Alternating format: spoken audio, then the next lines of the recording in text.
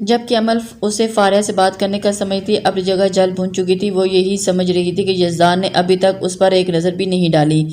اب آپ ہٹیں، مجھے بھی مرر یوز کرنا ہے۔ یزدان نے فون کان سے ہٹاتے ہی حرمت کو آفر کی تھی، جس پر کچھ دیر پہلے اسے گھورنے کے بعد حرمت نے دانت پیستے یزدان سے کچھ فاصلے پر مرر کے سامنے جا کھڑی ہوئی تھی۔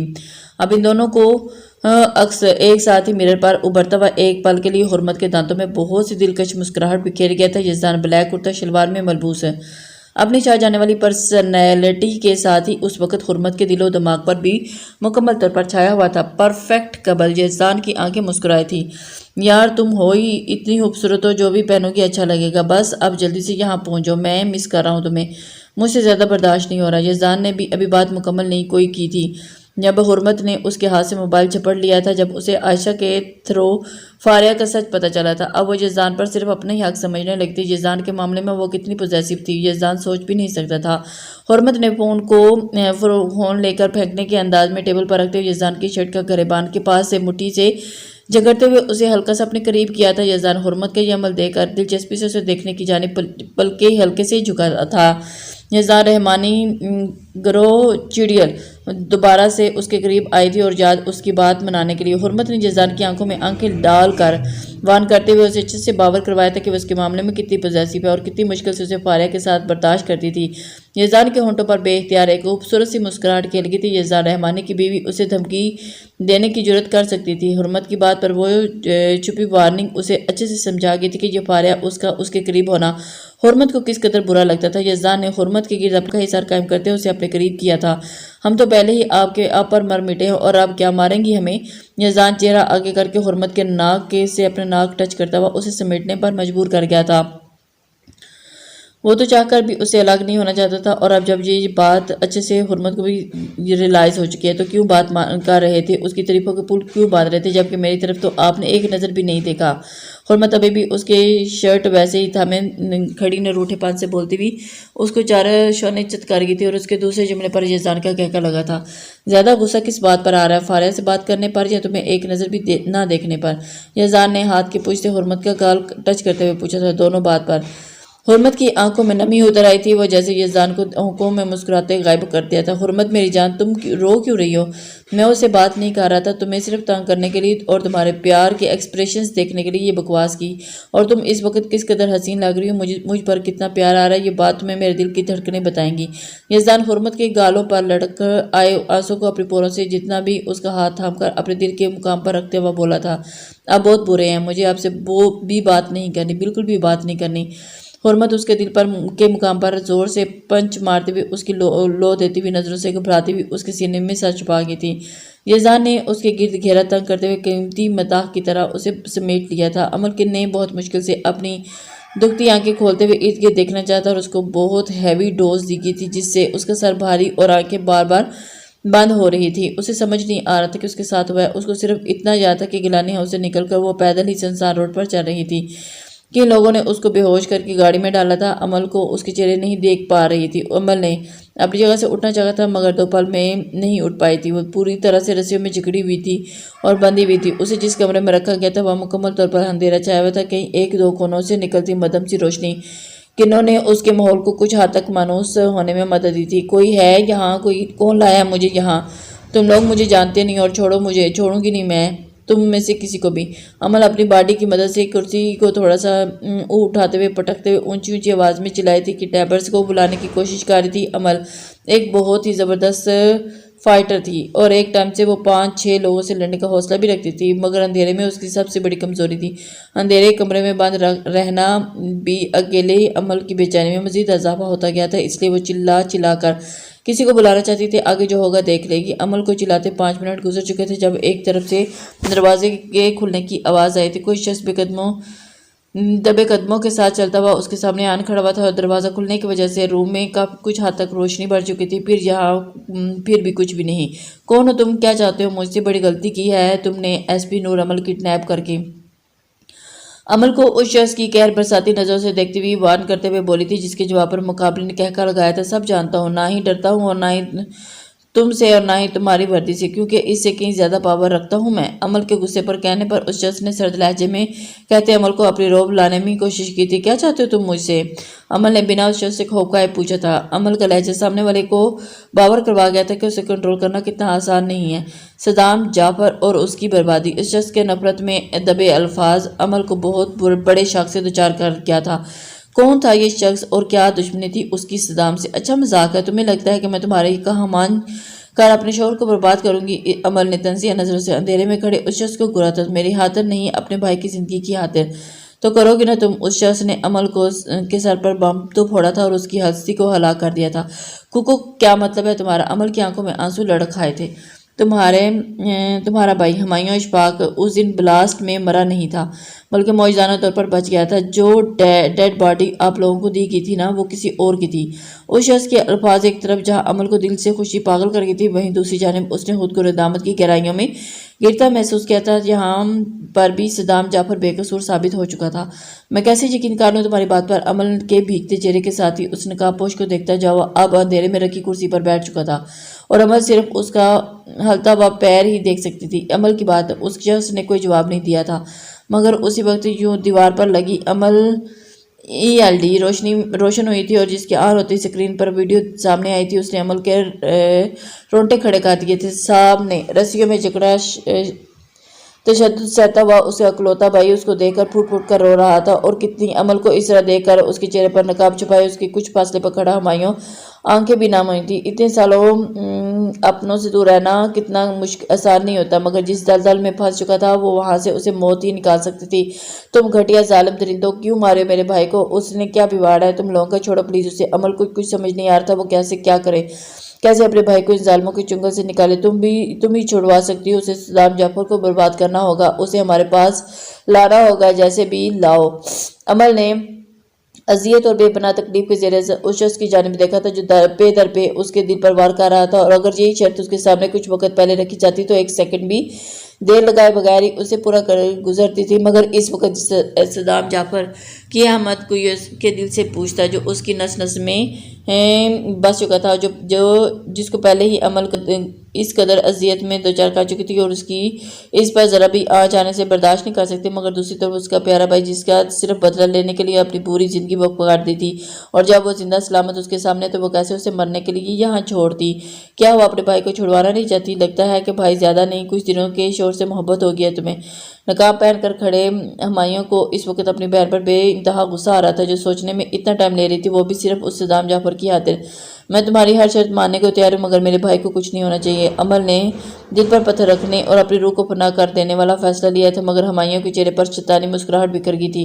وہ کیسے بھول سکتا تھا؟ عمل اس کی بہن تھی، غلط فیصلے پر تو لے نہیں سکتی تھی، لیکن پھر بھی جب انسان کو برے کاموں اور ظلم ڈھائنے کی عادت پڑ جائے تو اس کا ضمیر اندر سے مر جاتا ہے، جس طرح اس وقت ہمایوں کا ضمیر مر چکا تھا۔ عمل اس بات سے بے خبر تھی کہ اس نے ہمایوں کی یہ شرط مان کر اپنی جان بچا لی تھی، کیونکہ ہمایوں اپنے انتقام اور نفرت میں اس قدر اندھا ہو چکا تھا۔ اس سے پہلے کہ وہ سوچ رکھا تھا کہ اگر عمل نے اس کی شرط ماننے سے انکار کر دیا تو وہ اسی وقت اسے شوٹ کروا دے گا، کیونکہ عمل ایک پولیس افیسر تھی۔ وہ ہمایوں کی اصلیت جاننے کے بعد ہمایوں کو اس سے بہت خطرہ ہو سکتا تھا، لیکن عمل کے وہم گمان میں بھی یہ بات نہیں تھی کہ اس کا بھائی دولت اور طاقت کے نشے میں اس قدر مست ہو چکا ہے کہ اس کی شرط پوری کر لینے کے بعد بھی اس کے لیے کس قدر اگر تم نے ذرا سی بھی ہوشیاری کرتے ہوئے اپنے محکمے کو اور انوالو کرنے کی کوشش کی تو اس صدام جعفر کو بچانے کی کوشش کی تو تمہارا بھائی ایک سیکنڈ میں مزید سانس نہیں لے پائے گا۔ میرے آدمی تمہارے آس پاس موجود ہیں، تمہارے گھر کے ملازموں کی شکل میں بھی، تمہارے تھانے کے سٹاف کے روپ میں بھی، اور مجھ سے ذرا سی بھی ہوشیاری بہت مہنگی پڑے گی۔ ہمایوں نے عمل کے دماغ سے پکتے پلان پر پانی پھیرتے ہوئے اس نے اپنی سورسز سے آگاہ کر دیا تھا، جس پر عمل خاموشی سے سر ہلا گئی تھی، مگر وہ ہمت نہیں ہارنے والی تھی۔ تو اسے کچھ ایسا کرنا تھا جس سے اس کے بھائی اور شوہر دونوں بچ جاتے، چاہے اس کی جان چل جاتی، اسے پرواہ نہیں تھی، اس لیے اس نے اس کی بات مانی تھی۔ صدام پچھلے 2 دنوں سے کل ملا کر تھک چکا تھا، نہ اس کے گھر اور آفس سے ملاقات ہو پا رہی تھی اور نہ ہی کال پک آ رہی تھی۔ صدام جانتا تھا غلط فہمی کا شکار ہو کر اسے بہت سخت ناراضگی ہوگی ہے۔ صدام کو اپنے کمرے سے نکالنے والی بات پر افسوس ہو رہا تھا۔ لاسٹ ٹائم جس طرح وہ گھر سے نکلی تھی اسے اندازہ تھا۔ صدام کے مطابق وہ عمل کو اس کے کیے کی سزا کسی حد تک دے چکا تھا اور عمل کو بھی اس کی غلطی کا احساس تھا۔ یہی صدام کے لیے بہت بڑی بات تھی، اور اس کی محبت اس قدر سچی تو تھی اور اپنے محبوب کو کی کوتاہیاں معاف کر سکے۔ اس دن صدام کو کسی اور لڑکی کے ساتھ دیکھ کر عمل کا جو ری ایکشن سامنے آیا تھا، اسے دیکھ کر صدام اس بات پر یقین ہو چکا تھا کہ عمل اسے بے پناہ محبت کرنے لگی ہے جیسی وہ اسے چاہتا تھا۔ اب صدام اسے مل کر سب کچھ کلیئر کرنا چاہتا تھا اور پوری عزت اور محبت سے اپنی زندگی میں شامل کرنا چاہتا تھا، مگر عمل تھی اس کے سامنے آنے کا نام نہیں لے رہی تھی۔ ہم لگتا ہے ہمارے مسز ناراضگی بہت سخت قسم کی ہوئی ہے اور آپ اس کو منانے کے لیے کچھ بھی کریں گے۔ اور پھر صدام کے مطابق وہ صدام عمل کے غصے سے جانے والی اس سے شدید ناراضگی پر مسکرا دیا تھا۔ ڈرائیونگ کرتے اپنی سوچوں میں گم وہ عمل کے گھر پہنچ چکا تھا، جہاں ملازمہ کے پوچھنے پر پھر وہی جواب ملا تھا کہ عمل گھر پر نہیں ہے۔ اشفاق صاحب نے سنوبر بیگم کی طرف گئے ہوئے تھے اور اس لیے صدام کو وہ ہر بار گھر پر ملازم ہی ملتے تھے۔ اوکے، تو میں ویٹ کر لیتا ہوں، آج تو آپ کی ایس پی صاحبہ سے مل کر ہی جاؤں گا میں۔ صدام مسلسل ایک کی بات سن کر زچ ہو چکا تھا۔ اس نے ڈیسائیڈ کر لیا تھا آج تو ہر حال میں عمل سے مل کر رہے گا۔ ڈرائنگ روم میں بیٹھے صدام کو 15 منٹ گزر چکے تھے جب ایک ملازمہ ہاتھ میں ٹرے لے کر سیڑھیاں چڑھتی دکھائی دی تھی۔ اسے دیکھتے ہی اسے سمجھ آ گیا تھا کہ عمل اس وقت گھر میں موجود ہے۔ جب گھر پر کوئی ہے نہیں ہے تو جوس کس کے لیے لے کر جا رہے ہو؟ کہیں مجھ سے جھوٹ تو نہیں بولا جا رہا؟ صدام کے دماغ نے تیزی سے کام کرنا شروع کر دیا تھا۔ اگلے ہی لمحے وہ ملازمہ سے جس راستے پر گئی تھی اسی طرف بڑھ گیا۔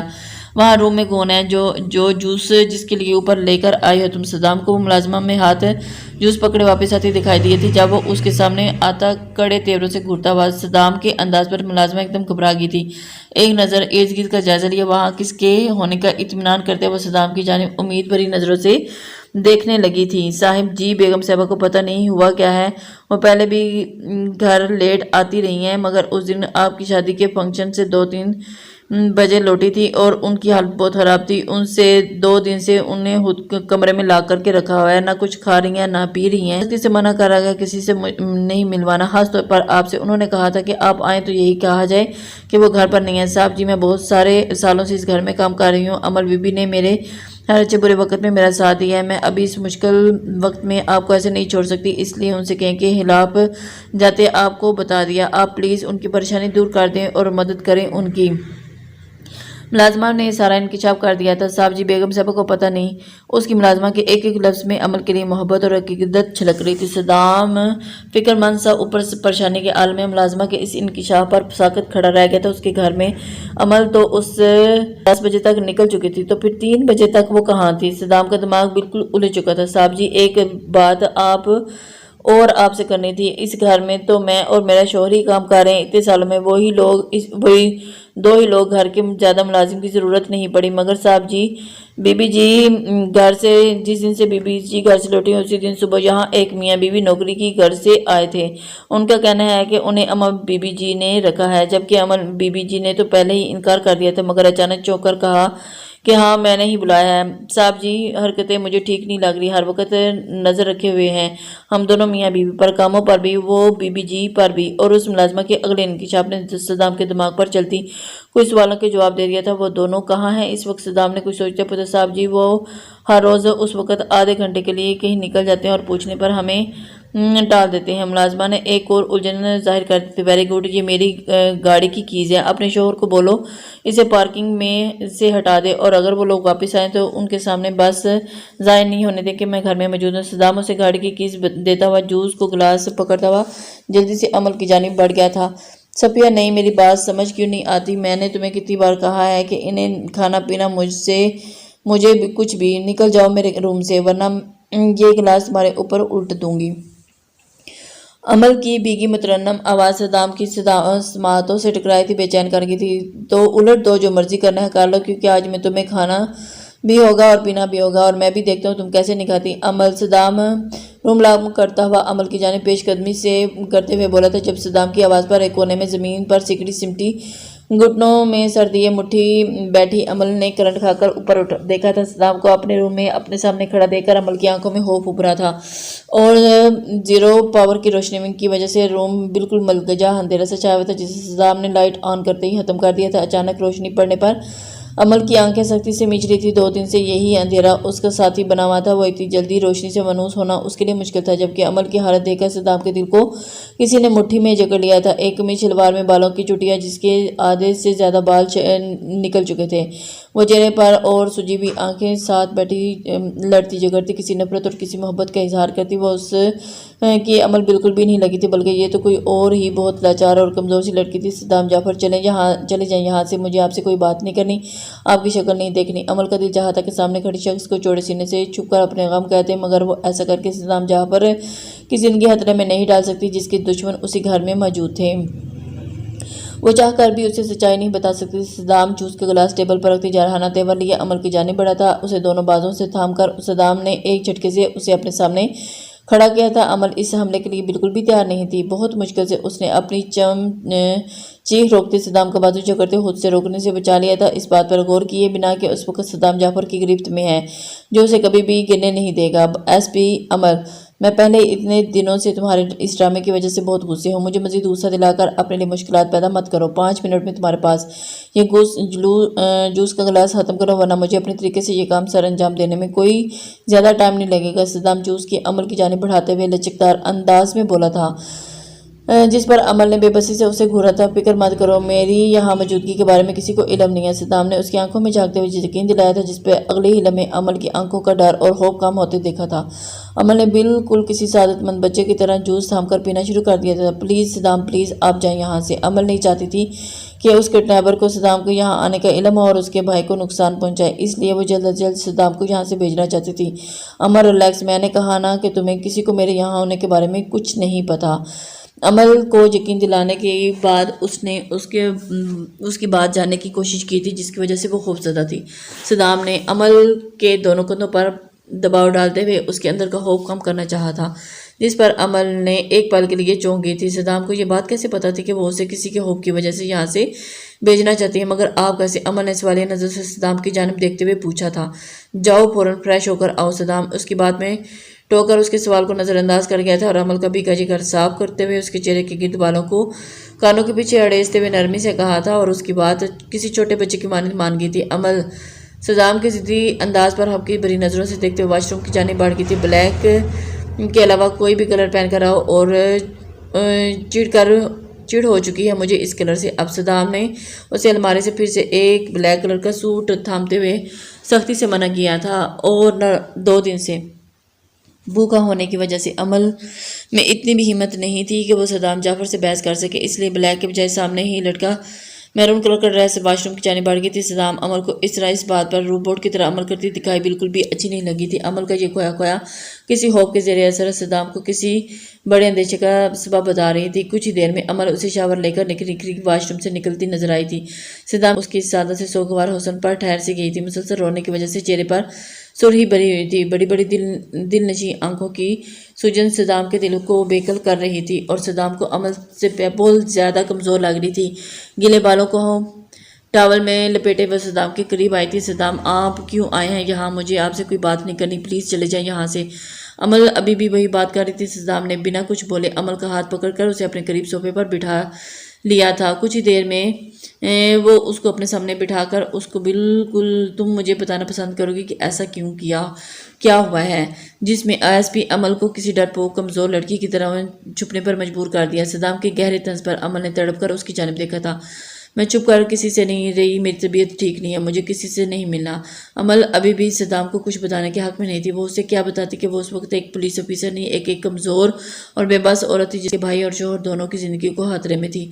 وہ ان دونوں سے کسی ایک کو چننا تھا اور کسی ایک کو قربان کرنا تھا، لیکن وہ کسی ایک کو قربان نہیں کرنا چاہتی تھی۔ عمل، بس بہت ہو گیا، اب اگر تم نے مجھے سچ نہ بتایا تو مجھ سے برا کوئی نہیں ہوگا۔ یہ کیسی محبت ہے تمہاری جس میں تمہیں مجھ پر بے اعتبار ہی نہیں ہے، اور اس کا یہی مطلب ہوتا ہے نا کہ تمہیں مجھ سے محبت نہیں ہے، بلکہ وہ صرف مجھ سے برا کرنے کا ایک پچھتاوا تھا جو اب ختم ہو چکا ہے۔ صدام نے درست لہجے میں کہتے ہوئے عمل کو کچھ بولنے پر اکسایا تھا، جبکہ اپنی محبت پر صدام کے انگلی اٹھانے پر عمل تڑپ اٹھی تھی۔ نہیں صدام، پلیز ایسا مت بولے، میں نے بہت محبت کی ہے آپ سے، بہت چاہا ہے آپ کو۔ ہاں میں بہت کمزور ہوں، لیکن کیوں کیا میں مزید کچھ کھونے کا حوصلہ نہیں رکھتی۔ میں بچپن سے تنہا رہ کر اب تھک چکی ہوں اور مجھ میں اب بالکل بھی ہمت نہیں رہی۔ صدام اس کی باتیں سن کر اس کے حوصلے کمزور پڑتے ہوئے دیکھ کر ایک دم حیران ہو چکا تھا۔ میں نے آپ کے ساتھ بہت غلط کیا، میں نے اتنا ظالم نہیں ہوں، اور اس سب کے پیچھے بڑی وجہ تھی۔ میں نے کتنی بار سوچا کہ بھول جاؤں، سب کچھ نکال دوں، بدلے کی آگ اپنے دل میں، مگر میری مری بہن کی درد اور اذیت آخری جملے بے چین کر دیتے تھے، سکون سے رہنے نہیں دیتے تھے۔ تو میں کیا کرتی؟ عمل اپنا چہرہ دونوں ہاتھوں میں چھپا کر بری طرح روتے روتے جیسے پھٹ پڑی تھی۔ اتنے سالوں سے اس کے دل میں ابھرا غبار آج اس کے جانے عذاب بن گیا تھا، اور ایک مہربان کندھے ملتے ہی اسے نکالنا چاہتا۔ عمل کی یہ حالت صدام کا دل چیر گئی تھی۔ اتنے دن عمل سے رواں رکھے ہوئے اپنے سلوک پر صدام نے خود پر بھی جی بھر کر غصہ کیا تھا۔ اس نے بے اختیار آگے بڑھ کر عمل کو اپنے سینے میں بھینچ لیا تھا، اور اسے اس لڑکی کی اس کمزوری نہیں طاقت بننا تھا۔ عمل بھی صدام کا سہارا ملتے ہی پھوٹ پر رو دی تھی۔ صدام نے اسے چپ نہیں کروایا تھا، وہ چاہتا تھا ایک بار بھی وہ رو کر اپنا دل ہلکا کر لے۔ صدام مجھے معاف کر دے، میں نے آپ کو اتنا غلط سمجھا۔ آپ ریزن جاننا چاہتے ہیں نا؟ میں کس بات کا بدلہ لینا چاہتی تھی آپ سے؟ عمل نے جب دل کا بوجھ ہلکا کر لیا تو صدام کے سینے میں سر رکھے ہی اس کی بھیگی آواز میں اسے مخاطب کر کے صدام بولا کچھ نہیں، بلکہ عمل کا ہاتھ عمل صدام کے سینے میں سے لگی اس کی دھڑکنوں کو محسوس کرتے ہوئے سکون سے اپنا تن بدن میں اترتا ہوا محسوس کر رہی تھی، اور اس کے دل میں بے اختیار ہمیشہ کے لیے اسی پناہ گاہ میں رہنے کی دعا کی تھی۔ عمل نے بنا کوئی بات چھپائے سویرا اور ہمایوں کے حادثے کے لے کر اب تک ساری حقیقت صدام کے سامنے کھول کر رکھ دی تھی، جبکہ صدام شاہ کی کیفیت میں آ چکا تھا۔ عمل کے اس حوالے سے اتنی بڑی غلط فہمی کا شکار تھی کہ ہر بار عمل کی انویسٹیگیشن پر اسے صدام کے خلاف ثبوت ہی ملے تھے، اور اس بات کے ساتھ ہی ایک اور بات جس نے صدام کو بہت بڑا شاک دیا تھا، وہ دوچار کیا تھا، وہ تھی ہمایوں کا زندہ ہونا۔ ایسا کون سا دشمن تھا جو اسے برباد کرنا چاہتا تھا اور جس کے قبضے میں ہمایوں تھا؟ ان سب باتوں نے صدام کی سوچوں کو الجھا کر رکھ دیا تھا، مگر اس بات سے خود کو زیادہ اپنی پاگل بیوی کو سنبھالنا تھا، جس نے دونوں میں سے اپنی حالت 2 دن میں اپنی حالت بگاڑ کر رکھ دی تھی۔ آئی ایم سوری صدام، میں جانتی ہوں کہ میری ان کی شرط ماننے والی بات پر آپ مزید ہرٹ ہوئیں گے، لیکن میں اب وہاں سے بات نہ مانتی تو وہ لوگ میرے بھائی کو زندہ مار دیتے۔ عمر نے سر اٹھا کر صدام کی جانب دیکھا تھا، اور اس کی آنکھوں میں ایک بار پھر آنسو جارو ہو چکے تھے۔ عمر، تو مجھے اپنے اس پوائنٹ کیا ہے، تو مجھے اس بات سے بالکل بھی امید نہیں تھی، ڈس اپوائنٹ کیا، اور مجھے اس بات کی بالکل بھی امید نہیں تھی کہ تم اس قدر کمزور پڑ سکتی ہو۔ صدام عمل کو خود سے دور کرتا ہوا صوفے سے اٹھتا ہوا چہرہ موڑ کر کھڑا ہو گیا تھا۔ وہ جانتا تھا کہ اس کی ہمدردی دیکھ پل بھر میں کمزور کر سکتا تھا، وہ ایسا ہرگز نہیں چاہتا تھا۔ عمل ایک مضبوط اور بہادر لڑکی تھی جس نے اپنے مشکل ترین وقت میں نہ صرف اپنے باپ کو سنبھالا تھا بلکہ خود بھی پولیس فورس جیسی ٹاپ فیلڈ میں آ کر اپنا منوایا تھا، تو ایسی کمزور کیسے ہو سکتی تھی؟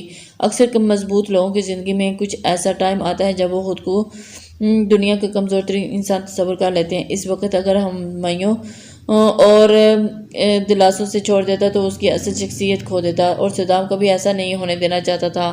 اسی وجہ سے اس کی عمل ہار نہیں سکتی اور نہ ہی عمل کو اپنے سہارے پر چلانا چاہتا تھا۔ صدام کے مطابق عورت میں مرد سے زیادہ تکلیف اور برداشت کرنے کی حوصلہ ہوتا ہے، اور دنیا میں کوئی عورت کمزور نہیں ہوتی، وہ کسی کے سہارے کے بغیر بھی آگے بڑھ سکے، بس اپنے اندر کی طاقت کو پہچاننا ہوتا ہے۔ اگر وہ خود کو پہچان لے تو دنیا کی کوئی طاقت اسے ہرا نہیں سکتی۔ صدام کو بھی عمل کی اپنی طاقت خود اعتمادی پر کو جگانا تھا۔ صدام کے الفاظ پر عمل کی آنکھوں میں آنسو کی شدت میں اضافہ ہوا تھا۔ اسے اسی بات کا ڈر تھا کہ صدام اس سے ناراض ہو جائے گا، اور وہی ہوا تھا۔ اسی بات کے ڈر کی وجہ سے اس نے اسے بات نہیں بتانی تھی۔ صدام، میں جانتی ہوں کہ آپ کا نام لے کر میں نے غلط کیا ہے، اور مگر مجھے اس کی جو بھی سزا آپ دینا چاہتے ہیں مجھے منظور ہے، لیکن پلیز آپ دوبارہ مجھ سے منہ مت موڑیے گا، میں سہ نہیں پاؤں گی۔ عمل صدام کے سامنے آتی ہوئی ملتجی لہجے میں بولی تھی، جبکہ اس کی طرح روتا دیکھ کر صدام کے دل کو کچھ ہوا تھا۔ غلطی کی ہے تم نے، بہت بڑی غلطی کی ہے، تبھی معاف کروں گا جب تم اس کا ازالہ کر لیتی ہو، مگر اس سے پہلے کہ تمہیں اپنی غلطی اس طرح چھوڑ ضروری ہے کہ تمہیں آگاہ کر دوں۔ صدام عمل کی آنکھوں میں آنسو صاف کرتا ہوا جھانکتے ہوئے بولا تھا، جس پر عمل نے نہ سمجھی سے اس کی جانب دیکھا تھا۔ صدام اس کی جانب دیکھتا ہوا، ایس پی عمل، صدام کمزور نہیں ہے، اس کو کسی دھمکی سے ڈر کر منہ چھپا کر کسی سے نہیں بڑھنا۔ صدام کی باتیں واقعی عمل کے اندر ایک نئی روح پھونک گئی تھی، اور اس کے آگے بڑھ کر حالات سے مقابلہ کرنے کی بہت سی راہیں دکھائی گئی تھیں۔ عمل نے صدام کے ہاتھوں پر اپنا ہاتھ رکھتے ہوئے نمی سی مسکراتی ہوئی آنکھوں میں دیکھا تھا، اور اس کے اتنے غلط فیصلوں کے باوجود بھی کسی بات کا مسئلہ بنانے کے بجائے وہ یہ شخص اپنی زندگی میں خطرے ہونے کے باوجود بھی نہ صرف اس کی ہمت بتانے اس کے ساتھ کھڑا تھا، اور میں یہ نہیں چاہتا کہ اس کی بیوی اس کے پیچھے چلے، اس کے سائے میں رہے، بلکہ وہ اپنی بیوی کو خود مختار ایک مضبوط عورت کی طرح اپنے قدم کے ساتھ ملا کر چلتے رہنے دیکھنا چاہتا تھا۔ اسی وجہ سے صدام کی باتیں واقعی ہی عمل کے لیے ایک بہت اس نے طاقت محسوس کی تھی، اور اس نے اس کو بہت مضبوط سہارا دینے کے بجائے اسے اپنے قدموں پر کھڑے رہنے کی ہمت دی تھی۔ अमल जान चुकी थी कि उसके अंदर कितनी ताकत है और उसे इस वक्त कमज़ोर नहीं पड़ना था और उसने इतने हालात से डट कर मुकाबला करना है और वो कैसे इस मुश्किल से निकलेगी। वो सब कुछ प्लान कर चुकी थी। बस उसे इस वक्त सद्दाम जाफर के साथ की ज़रूरत थी। उसके साथ चलकर वो अपनी ज़िंदगी को बहुत हसीन और मजबूत बना लेगी और दुश्मन का डट कर मुकाबला करेगी। अमल ये जानती थी कि सद्दाम उसके साथ खड़ा है और उसे अकेला बिल्कुल भी नहीं छोड़ेगा। ये उसने अमल को भी हुमायूं की सारी हकीकत नहीं बताई थी। अमल पहले ही इस वक्त बहुत तकलीफ में थी और उसे मज़ीद तकलीफ नहीं देना चाहता था। अमल का दिल खुशी और फख्र से के एहसास से झूम उठा था। वो बहुत ही खुशकिस्मत तरीन लड़की थी क्योंकि उसके नसीब में सद्दाम जाफर जैसा शख्स लिखा गया था। Thank you so much Saddam. मैं आपको बिल्कुल भी इस पॉइंट पर नहीं करूँगी कि बल्कि आपको ये साबित करके दिखाऊंगी कि मैं कमज़ोर नहीं हूँ। एसपी अमल दुश्मन का मुकाबला करना और उसे बावर करवाना, दो चार करना उसे अच्छे से जानती थी। अमल इसके पॉजिटिव रिस्पांस पर सद्दाम भी मुस्कुरा दिया था। ये रूखी फिकी थैंक यू मुझे बिल्कुल भी नहीं चाहिए। मुझे उस पर अमल करके दिखाना और फिर मैं मानूंगा। सद्दाम को अमल का शुक्रिया करने वाला अंदाज बिल्कुल भी पसंद नहीं आया था। वह नाक चढ़ाकर बोलता अमल को बहुत प्यारा लगा था। अमल मुस्कुराती नज़रों से सद्दाम की जानिब देखते हुए, उसके दोनों कंधों पर हाथ रखते हुए, नंगे पैर उसके शूज़ पर रखते हुए, ऊपर उठते हुए उसके